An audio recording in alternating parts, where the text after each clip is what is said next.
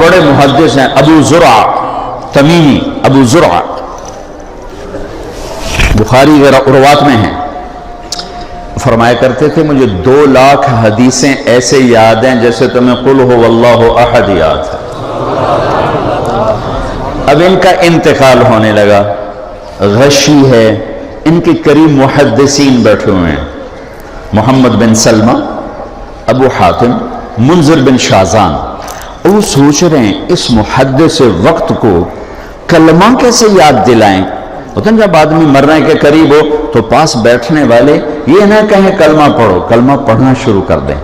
اب یہ محدث اعظم کچھ ہوش کچھ بے ہوش، نیم بے ہوشی، ان کو یاد کیسے کرائیں؟ تو حدیث سنو، من کان آخر کلامہ لا الہ الا اللہ دخل الجنہ، یہ حدیث ہے۔ اب سبحان اللہ، واہ واہ واہ، اللہ نے سمت کو کیسے ہیرے دیے۔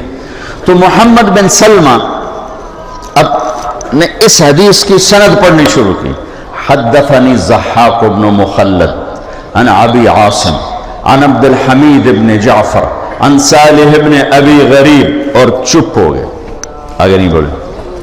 ابو حاتم نے اپنی سند پڑھی، حدثنی بندار عن ابی عاصم عن عبد الحمید بن جعفر عن صالح بن ابی غریب، اور چپ ہو گئے۔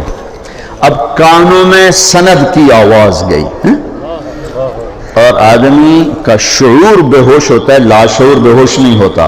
لاشعور میں آواز پہنچی، سند، کس حدیث کی سند؟